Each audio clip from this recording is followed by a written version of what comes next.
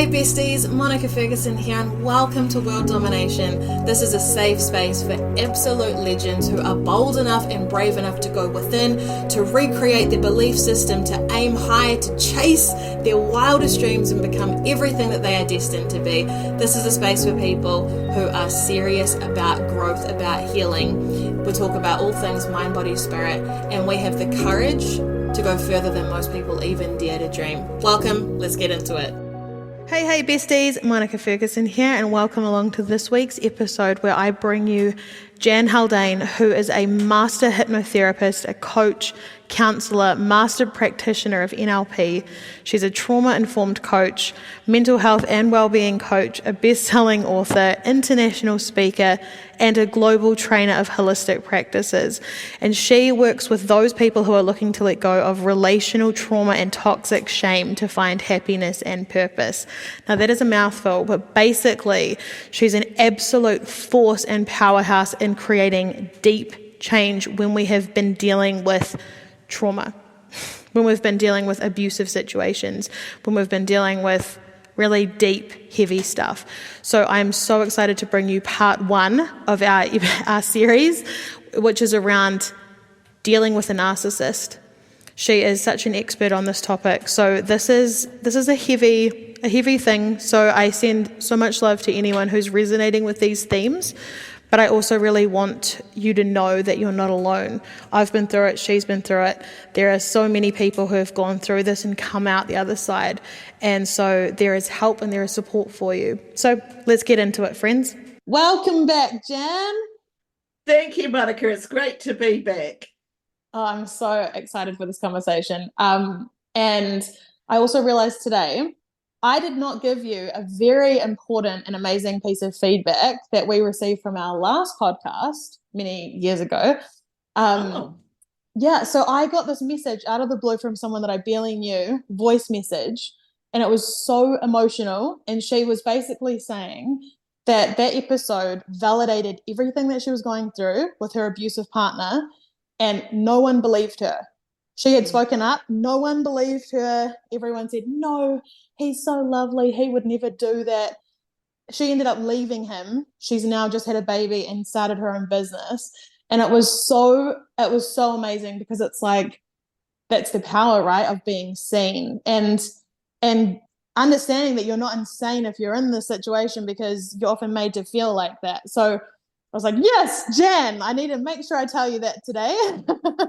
Well, thank you so much, Monica. It's great to hear that sort of feedback and wonderful that lady has, moved forward so well. And that's one of the big things is that people feel like they're on their own, that they're not being heard, and that unfortunately society has a way of shaming people about being in a relationship with someone who is narcissistic or toxic in some way, shape or form.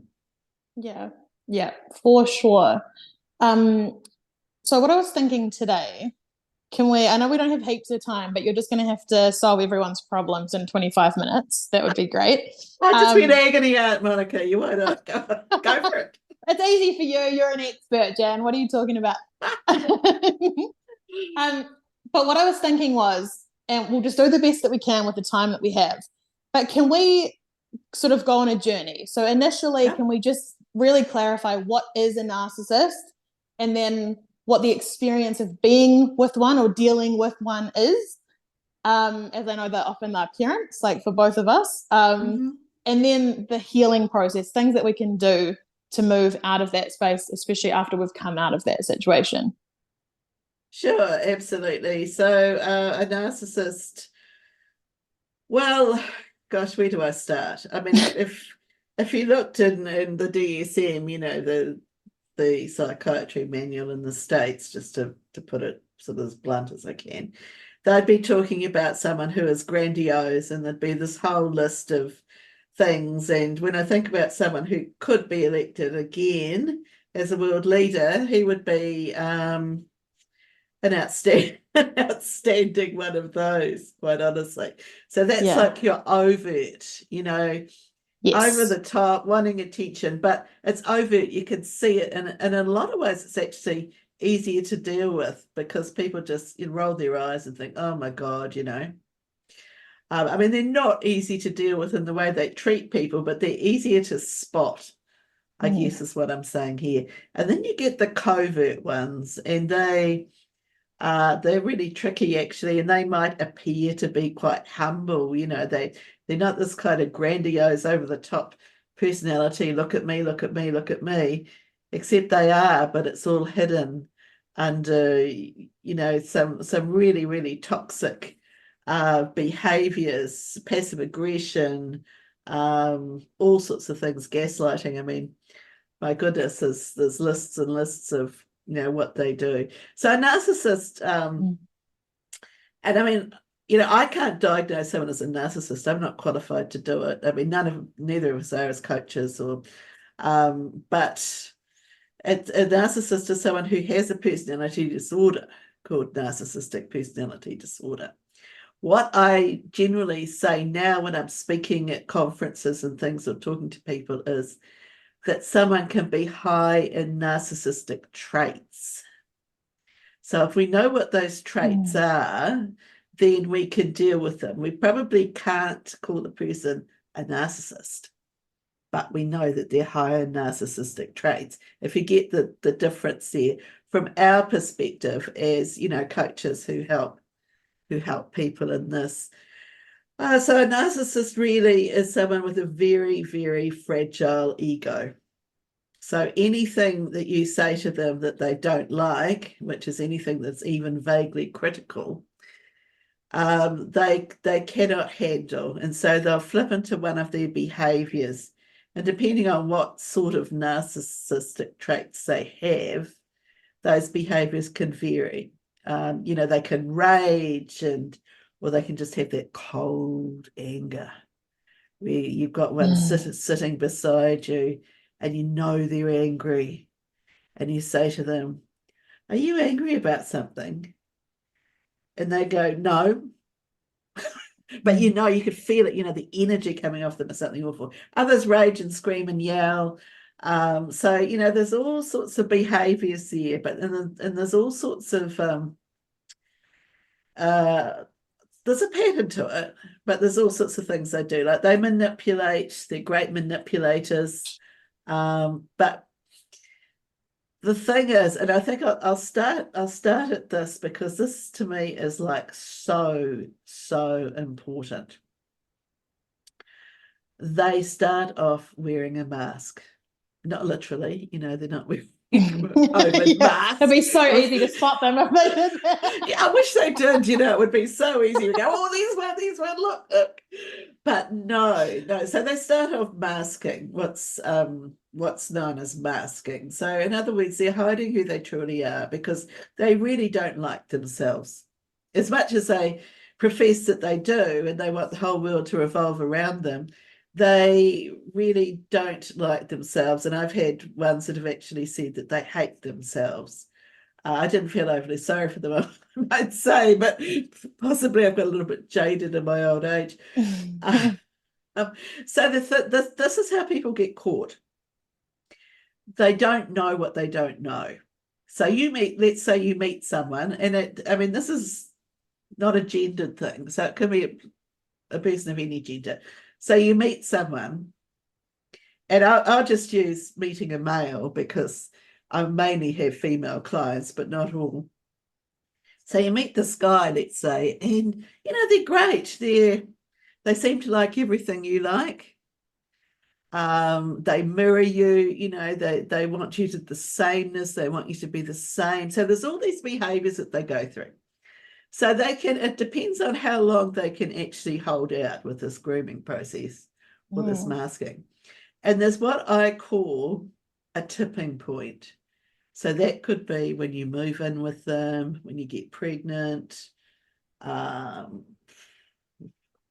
sorts of other things like that. And this could be in the workplace as well, but whatever it is, when they think they've got you trapped, because they're great trappers and jailers, when they think they've got you trapped, then the mask comes off. Oh boy, look out.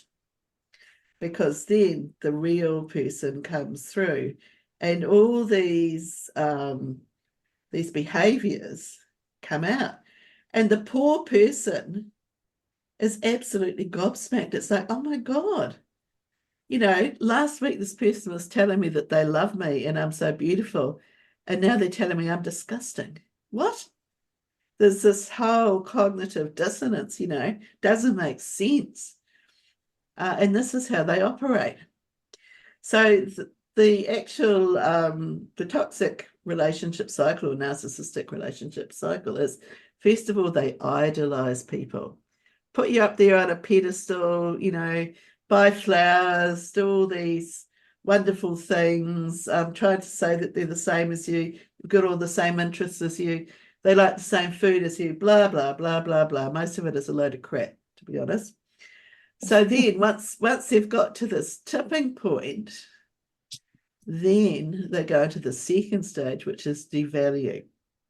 And that's when you start to get this nastiness, coming in, and you get things like gaslighting. And gaslighting, of course, is trying to make you believe that you're crazy by saying something didn't happen when you know very well it happened. Or I actually had someone who was a friend of mine for a long time, a little bit on the strange side, but nevertheless what I considered a friend for about 7 or 8 years. And he got to the stage where he'd say, "You never said that." And I was like, "I did say that." And because he had a bit of a hearing problem, he said, "I didn't hear you." And this became to be happening all the time. And I suddenly realized, holy shit, this guy's gaslighting me. Yeah. And I thought he was my friend, I'd always sort of felt a bit sorry for him because he didn't hear that well. But so, there's all sorts of things like that. There's a silent treatment starts to creep in, possibly if they're that sort, nitpicking, insults, triangulation, that where they try and bring in one of their exes or something like that, even though they may or may not be having contact with this person, but they try and make you feel insecure. And the triangulation could be with a person. It often is with a person because they like to have a backup person. Or it could be something like a job. All of a sudden, when they worked 5 days a week, 9 to 5, they now work 7 days a week and they haven't got any time for you. I mean, it's just, And then it goes into the discard phase where it gets really, really nasty. Everything escalates, or the gaslighting, the abuse, and there's all sorts of abuse. And then usually, well, no, actually I wouldn't say usually, someone discards the other person, because sometimes the victim, I don't like using the word victim, but the person, the abusee. It's a word I'm trying to substitute for victim, right? So the abusee says, "I've had enough," or sees the light, or whatever. Get some education about toxic relationships and walks. Or else the narcissist walks because they've got someone else lined up and then comes back trying to, what we call, hoover back the abusee, because they like to have, several sources of narcissistic supply, which means that they're draining your energy, which leaves you an emotional wreck. In a nutshell. That's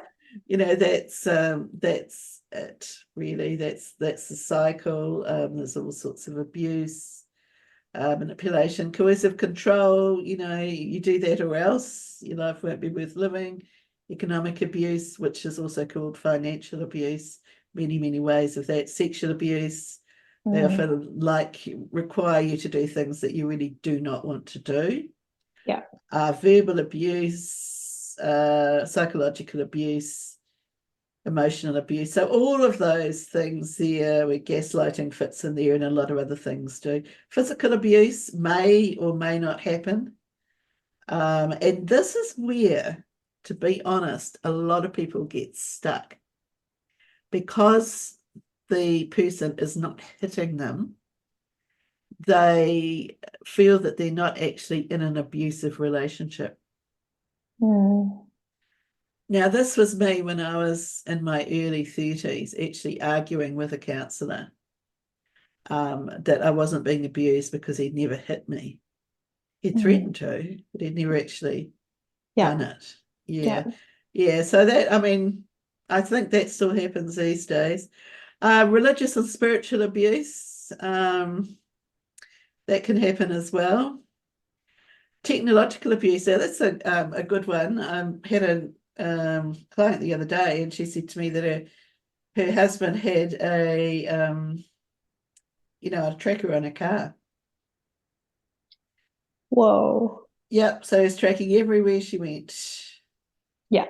Everywhere she went, even when he was overseas working. I don't know where he worked, mines, in the mines. It wasn't in the mines, but overseas somewhere, he was tracking where she was going.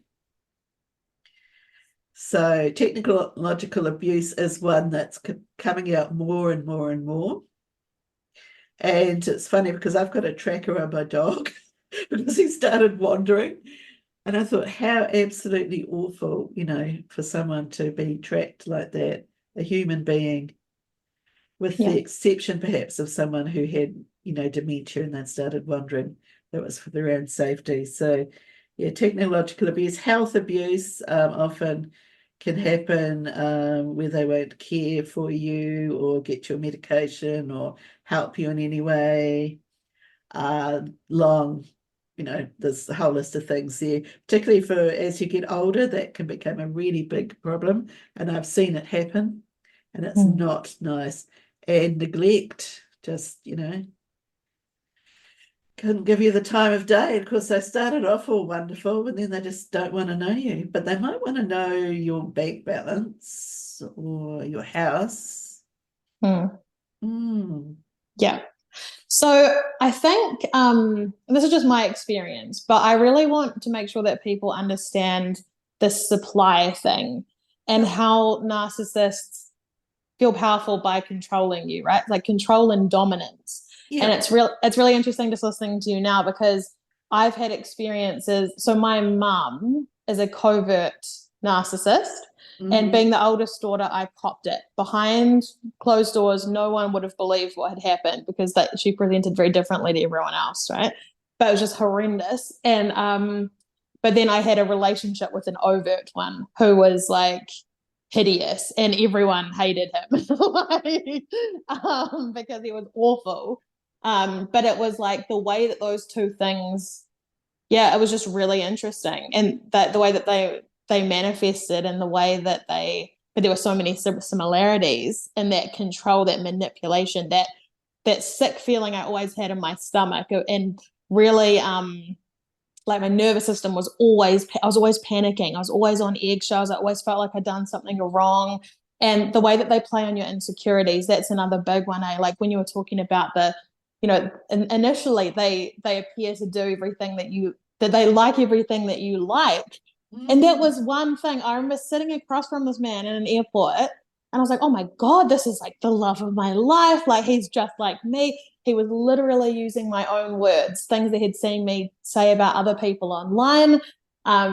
Literally my words, he was saying them to me. So of course I loved them. They were my words. It's my language, right? Yeah. And then, flying me around the country and elaborate trips and gifts. And it was like, oh my God. And I'd just come out of my marriage. So I was broken. I was wounded. So I was like, this is amazing. Like everything happens for a reason. And then it was just like crush. And then, a few months later, I'm getting that stonewalling, that real threat of physical violence, no empathy. That was just the coldness. They're being ignored for days on end.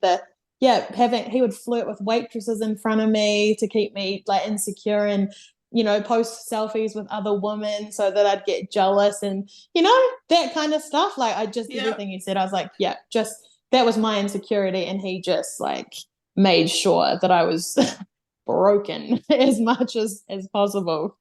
Oh. And so that was your love bombing that you were going through there. And it's I've had some male clients with narcissistic traits, and some of them have told me how they work, which is really interesting. So one of the things that you were saying, you just came out of your marriage, so you felt broken. So one of the guys said to me that they like to get you in a weak moment. Yeah. Yeah. So that was it. He got you in a weak moment. Yeah. He mirrored you, he reflected back to you, he was doing everything he could there on the whole love bombing scheme. Oh, and in an elaborate way as well. Like, Yes. and the lies. So one of the things, for example, he told me he was a multi-millionaire, right? Look at all these properties that I own. He didn't own them, he managed them. Oh, okay. Bit of a difference. Slight But it was difference. that, yeah, it was like, look how successful I am. And then I'd start catching out the lies, right? And then I'd start calling things out. And that's when his behavior was just disgusting, to the point that I was like, what am I doing here? Like, how did I end up here? And that's when I left. And that's when I was like, right, it's time for me to sort myself out. And I was fully focused on myself for years. I was like, I need to heal whatever part in me allowed this to happen. I will never be this version of myself again. But it was like, it makes sense, right? Like, when, especially you and I both, we had the mother, we grew up in an environment like that. It's familiar. We're naturally drawn to toxic people who treat us like crap because we're not used to healthy dynamics. It's not exciting. Well, it wasn't in the past. Now it's thrilling. But I think that's part of it. And I mean, you are set up, if you've got a narcissistic parent, you are set up to tolerate their shit. yeah, Oh, I hope I'm allowed to use that word on the radio. you've said it twice now, you gangster. Okay. Oh, no. Okay. Oh, I should clean up my No, itch. you're fine, Jen. You're fine. Yeah, so you actually, you are conditioned, socially conditioned from your family to actually tolerate that shit, because that is how you survived as a child. Yeah. That's a part of it, but I've from doing a lot more research, which I've been doing lately because I'm writing this workshop for this conference. I'm also thinking that they don't choose losers. They do not choose losers, right? So they are looking for people that will advance them in some way, and often they're looking for people who shine their light. And how those people get caught up in the net of it all is that they don't know what the red flags are. Yeah.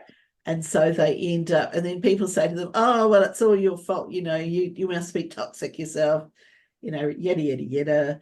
And it's actually not that at all. It's the fact that they are targeted. If you're a kind person, the 89 point something percent of men who are dating are looking for a kind person. I can't tell you where that figure comes from off the top of my head, but that's something that I just read. So anyway, I mean, prior to that, I'd read something like 70% a few years ago. That may be people in total, I don't know. So everyone's looking for a kind person. Why wouldn't you? Yeah. And when they show up and start love bombing you like they did, you thought he was a really kind person. Mm-hmm. And they might be trying to help you fix something, or I don't know, whatever you need in your life. They try and insinuate themselves like that so that you sort of feel grateful to them. Yeah. Yep, that happened for sure. Yeah. So you feel grateful to them. And so they think they've got the upper hand.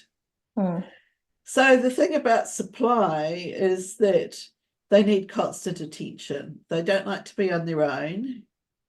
They want someone who is, to them, a relationship, in whatever way they call something that's a relationship, is a reflection of their perfection. And that's what they want to look for. So when you started calling that guy out, he realized that you didn't see him as perfect anymore. Yeah. And that's when the shite hit the fan. Yeah.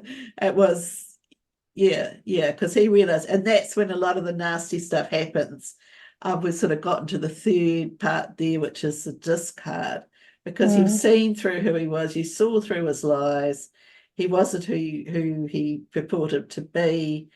So that's the whole supply thing. So meanwhile, in the background, he'll be organising another supply, because he doesn't want to be left on his own with no one thinking that he's absolutely wonderful and owning all these properties or whatever. There was only one of the lies, one of the yeah, I'm sure. I've heard all sorts of things, big and little, from people over the years and from clients, and some of it even now I'm sort of like, you gotta be joking. Yeah. It's I mean, not that I find any of it funny at all if I have clients, but you just, when you see the overall big picture, sometimes you have to laugh rather than cry. So so that that is supply. The coercive control, they need to control the situation because really they're so insecure that they can't let anybody have any control of anything. That's what it comes down to. They have to control everything. I've seen this many times myself, and I've heard about it many times. There's levels of it. Some of it's not so much, and some of it is totally, like I said, about the woman whose husband had a GPS tracker on her car. Yeah. That was a very extreme case there. But that sort of thing is happening more and more. And again, like you said, with social media, he's controlling his image on that. Yeah. They can't let people see who they really are, so they have to control everything. Control their like image management and all the rest of it, but also just control everything that happens, because otherwise they might slip out of control. Yeah. Yes. Okay, Jan. So I'm just looking at the time, and I'm wondering, can we do a part 2 to this? Oh, we can do a part 2. I'm just thinking, we can absolutely do a part 2. Yes. Honestly, because we've got like 2 minutes to go, and I'm like, there's just so much meat in this, and I think it's so important that we really establish this so people can start recognizing how things actually look in the real world. Yeah, it's a huge topic. It really is. It is a huge topic. Yeah. Okay, so for now, can we just like tidy it up a little bit to give people something to take away, something practical maybe, so without waiting, for the next episode? What advice do you have for someone that's just realized, oh my gosh, I think I might be in a situation like this? Okay, so if you've just realized you're in the situation, you need to be very careful, because these people can turn very nasty. So I would say build up your support network of family and friends. Have a plan B. Have somewhere where you can go if you need to, and take your children. Hopefully that could be friend or family, but you may have to go to a shelter, or you may have to I really would advise you going to see someone who actually understands the stuff, whether it's a counsellor or a coach, or someone who actually knows the stuff, who can really set you on the right path for how to get out of it. Because it can be very tricky. Yeah. And I suppose too, because we don't really know what the narcissist is capable of, right, until they're actually exposed. And when they realize they've lost power, that's when they'll do insane things that we may never have imagined, because we would never do those things. It's hard to think like a narcissist. Excuse me. It is hard to think like them, because of course they have disordered thinking, if they in fact have enough of the traits to have narcissistic personality disorder. But in any case, they're not nice people. So yes, it's amazing what can happen, not only when you call them out, when you want to leave, all sorts of stuff can happen. After you've left, all sorts of stuff can happen. You really need a plan, and you really need to be strong in your own mind that what you're doing is the right thing. And, just Yeah. from my own personal experience, and I mean, this was back in the day, because, I'm not young. So, not a young thing like you, Monica. Back in the day, you were told to, no, you must go back to your husband, sort of thing, because children need a father. And it doesn't matter if he hits you and blah, blah, blah, blah, blah. Well, luckily, these days we don't get so much of that. But in some possibly religious communities and other types of communities, you'll get the same thing. So you need to have someone to talk to who understands this stuff. Yeah. Awesome. Cool. Thank you, Jan. All right, crew. See you next week for part 2. And that is a wrap. Thank you for showing up for yourself, for being here, and please let me know your aha moments. I want to hear all about them. For extra support, make sure you're following me on TikTok and Instagram at @the_Monica_Ferguson. Check out the School of Greatness for self-study courses, and of course, if you want one-on-one mentoring, just DM me and I would love to have a chat with you. Go and slay the day. Thank you for being you. See you soon.